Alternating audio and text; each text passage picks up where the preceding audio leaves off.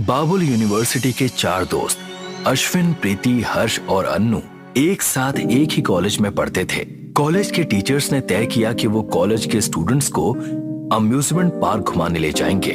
Guys, college वाले amusement park ले जा रहे हैं। मैंने सुना है कॉलेज जिस अम्यूजमेंट पार्क में ले जा रहा है वहाँ अलग अलग राइड्स और गेम्स हैं। वो सब तो ठीक है, सब आ तो रहे हैं ना, वो बताओ।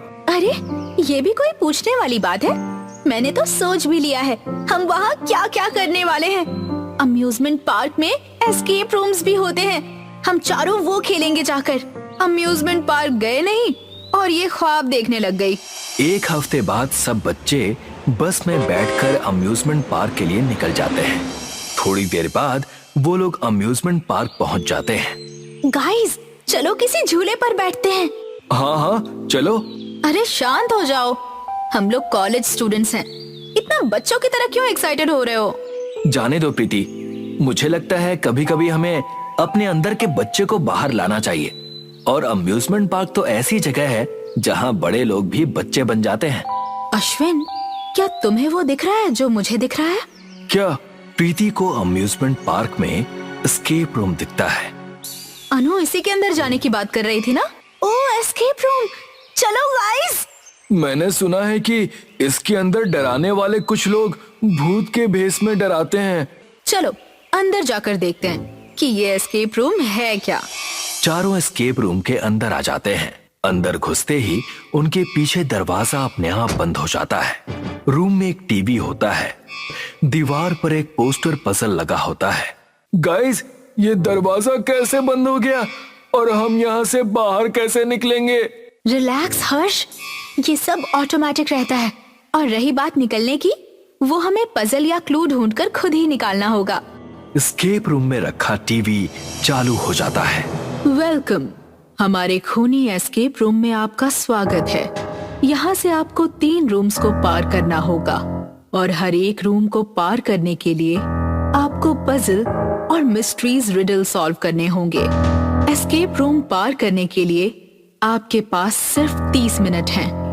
10 मिनट हर एक रूम के लिए। अगर किसी भी रूम में 10 मिनट से ज्यादा लगा तो आप में से किसी को अपनी जान देनी पड़ेगी।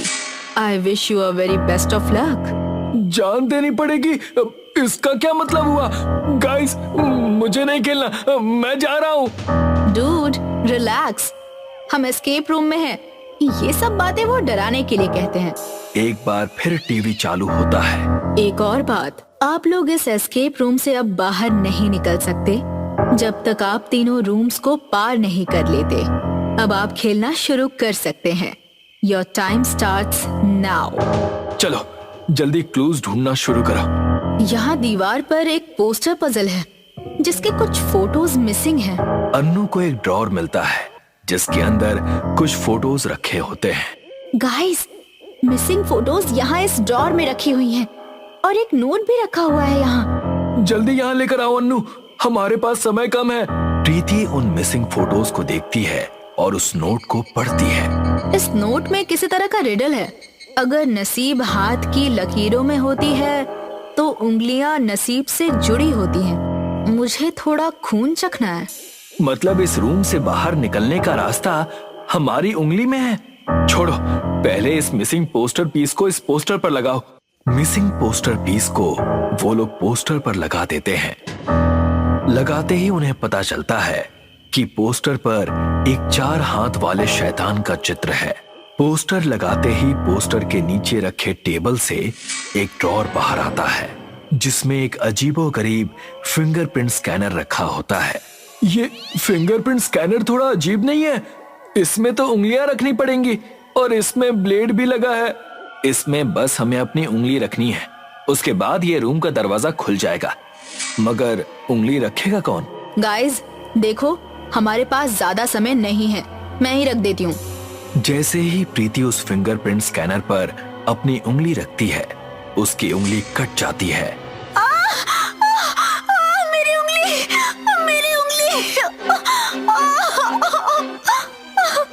और दरवाजा खुल जाता है। गाइस, ये क्या हुआ?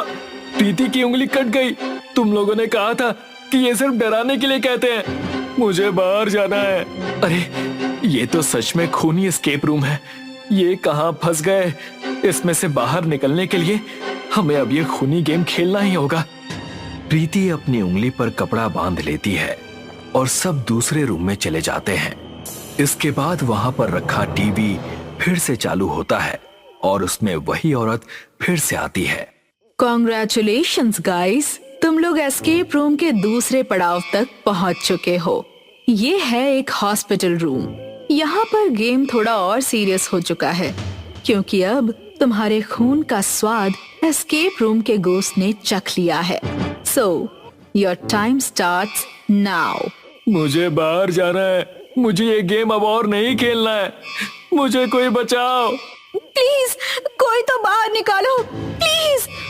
मुझे बहुत डर लग रहा है। प्लीज तुम दोनों रोना बंद करो। यहाँ मेरी उंगली कट चुकी है मगर हमारे पास और कोई रास्ता नहीं है। हॉस्पिटल रूम में रियल डेड बॉडीज पड़ी होती हैं। अश्विन डेड बॉडीज पर क्लूज चेक करने लगता है। तभी उसे डेड बॉडी के नेम टैग पर कुछ लिखा हुआ मिलता है। गाइस, इस डेड बॉडी के नेम टैग पर कुछ लिखा हुआ है। मैं पढ़ता हूँ। अगर तुम्हें मुझे है पाना तो पीना पड़ेगा मेरा खून, तभी तुम्हें मिलेगा यहाँ से निकलने का राज। यहाँ पर एक सूटकेस रखा है जिस पर कुछ कोड डालना होगा। यहाँ पर खून से भरे कप्स भी रखे हुए हैं। मिल गया पहेली का जवाब। इन कप्स में रखे खून को पीना होगा। उसके बाद ही हम इन कप्स में रखे सूटकेस के कोड को देख पाएंगे। मगर इसमें से खून पिएगा कौन? जल्दी सोचो, हमारे पास वक्त नहीं है। मैं ही पी लेता हूँ, रुको। अश्विन वहां रखे तीनों कप्स के खून को पी लेता है और देखता है कि कप्स के बेस पर कोड लिखे हुए हैं। जल्दी अश्विन, कोड बोलो, समय निकला जा रहा है। मैं बताती हूँ, रुको। पहले कप में 23 और दूसरे में 34 और तीसरे में 89 कोड लिखा हुआ है। प्रीति कोड को उस सूटकेस में डालती है मगर कोई दरवाजा नहीं खुलता। सब एकदम शांत हो जाते हैं। प्रीति, मुझे बहुत डर लग रहा है। प्रीति। अचानक से एस्केप रूम की चुड़ैल वहां आ जाती है और अन्नू को पकड़ लेती है। बचाओ प्रीति, बचाओ प्लीज। हर्ष, अश्विन, बचाओ।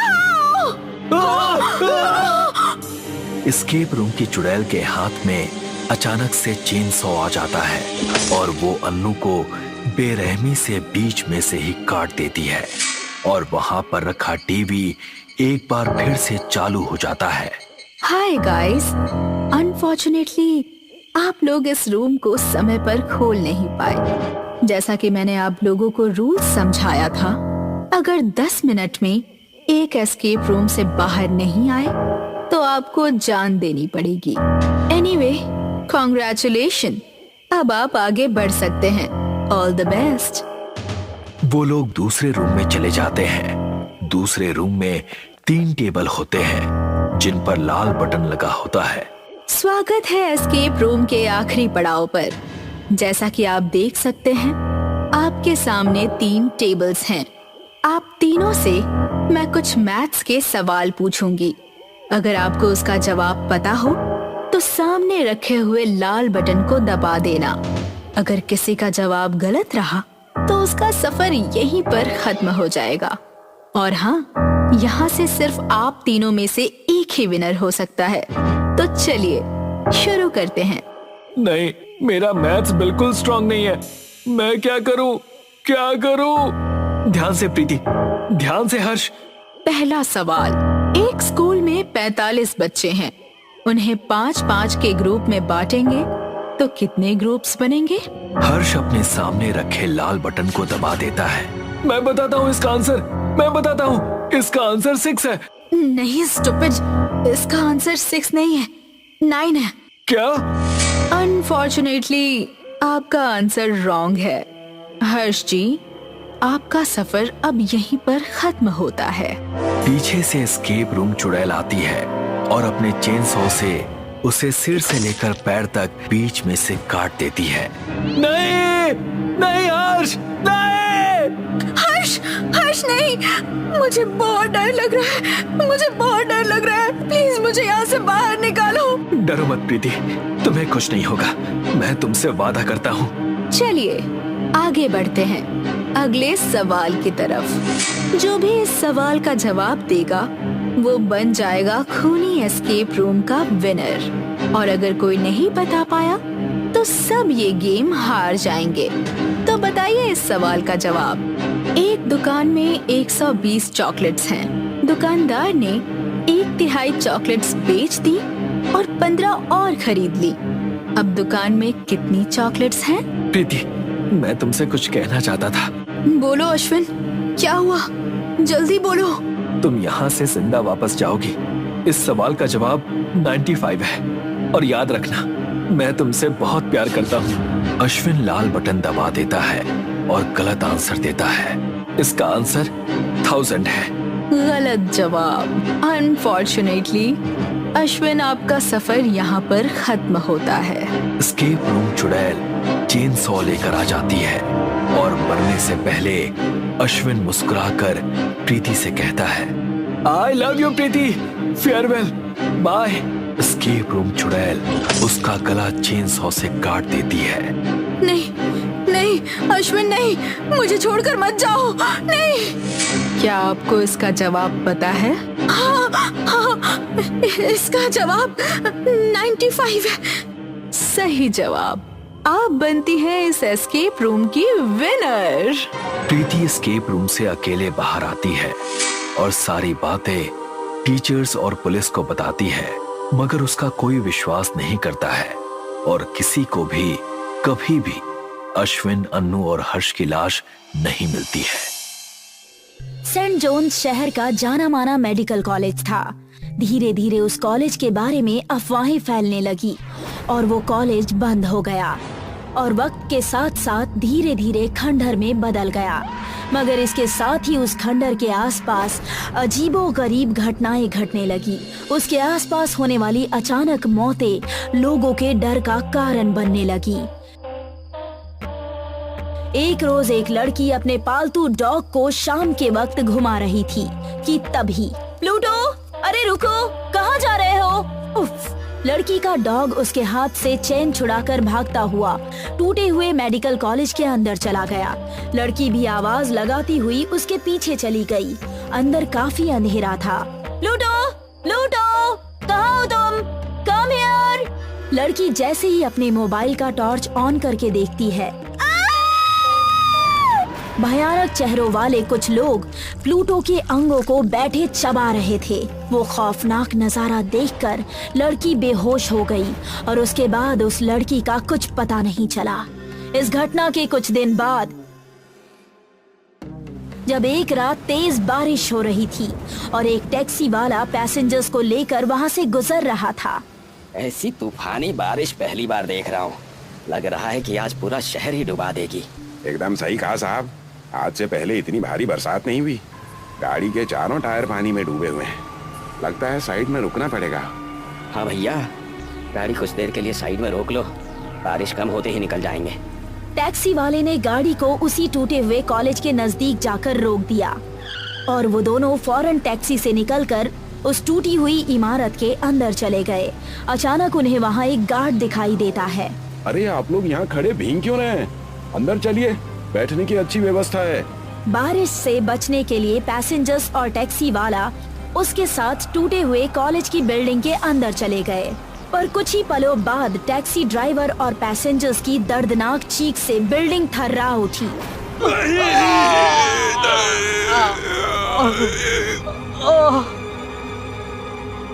समय के साथ धीरे धीरे लोगों के गायब होने की घटनाएं बढ़ने लगी। आज सुबह फिर एक बार पुराने मेडिकल कॉलेज की इमारत से 2 लाशें बरामद की गई हैं, जिनका बड़ी ही बेरहमी के साथ कत्ल कर दिया गया है।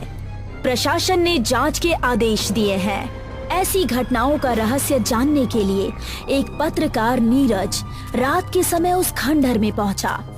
आज पता लगा कर ही रहूंगा कि आखिर इस खंडहर में ऐसा क्या है जिसकी वजह से लोग इसके पास आने से भी घबराते हैं। टॉर्च की रोशनी मारता खंडहर में दाखिल हो गया कि तभी किसी की आवाज ने उसे चौंका दिया। ठहरो, कहाँ जा रहे हो? अरे ये आवाज कैसी? इतनी रात गए मेरे सिवा यहाँ और कौन हो सकता है? नीरज ने पीछे पलट कर देखा। उसके ठीक पीछे एक सिक्योरिटी गार्ड खड़ा हुआ था, जो देखने में रहस्यमयी सा दिख रहा था। अरे गार्ड साहब, आप यहाँ ड्यूटी पर हैं? मुझे तो लगा कि यहाँ पर कोई नहीं होगा। यहाँ कोई नहीं रहता, तुम भी चले जाओगे। क्यों आए हो यहाँ? मैं पत्रकार हूँ और यहाँ हो रही घटनाओं के बारे में जानने आया हूँ। आप बता सकते हैं यहाँ ऐसा क्यों हो रहा है? वो जानने के लिए तुम्हें मेरे साथ इस खंडहर के अंदर चलना होगा। क्यों नहीं, मैं तो खुश हूँ कि यहाँ मेरी मदद करने वाला कोई तो है। नीरज उस गार्ड के पीछे पीछे खंडहर के अंदर चला गया। गार्ड एक लंबे कॉरिडोर से होते हुए खंडहर के बीच बने एक हॉल के दरवाजे के पास आकर रुक गया। गार्ड साहब, ये कौन सी जगह है? क्या है यहाँ पर? गार्ड साहब, अरे ये गार्ड कहाँ चला गया? नीरज ने आसपास टॉर्च की रोशनी मारकर देखा, पर गार्ड वहाँ पर नहीं था। बड़ा ही अजीब गार्ड है, बिना बोले ही चला गया। खैर, इस दरवाजे के पीछे क्या हो सकता है? नीरज जैसे ही दरवाजा खोलकर अंदर गया, तभी दरवाजा बाहर से बंद हो गया। अरे ये दरवाजा किसने बंद किया? कौन है बाहर? दरवाजा खोलो, खोलो दरवाजा। नीरज के बार बार आवाज देने पर भी दरवाजा नहीं खुला। नीरज अपनी टॉर्च की रोशनी अंदर मारने लगा। उसने देखा कि वहाँ एक हॉल है, जिसमें दीवार से सटे पलंग पर चारों तरफ लाशें रखी हुई है। ओह गॉड, ये तो मुर्दा घर लगता है। पर ये जगह तो खंडहर हो चुकी है, फिर ये लाशें कहाँ से आईं? तभी अचानक नीरज की टॉर्च बंद हो गई। चारों तरफ अंधकार हो गया। नीरज की धड़कनें तेज हो गई। अचानक हॉल की mercury chit chit chit chit आवाज के साथ जलने बुझने लगी। नीरज को आखिरी वाले पलंग के पास कोई खड़ा हुआ दिखाई दिया। कौन है वहाँ पर? जवाब दो। नीरज ने जलती बुझती रोशनी में करीब जाकर देखा। वहाँ एक लाश थी, जिसका चेहरा कटा फटा था और वो लाश अपने हाथों में अपना कटा हुआ जबड़ा लिए खड़ी थी। भूत, बचाओ! नीरज दरवाजे की तरफ भागा, पर वो किसी से टकरा कर गिर गया। नीरज एक लाश से टकरा कर गिरा था, जिसकी दोनों आंखें निकाली गई थी और वो हंस रही थी। ये मैं कहाँ फंस गया? कोई बचाओ मुझे! गार्ड साहब, गार्ड साहब, दरवाजा खोलो!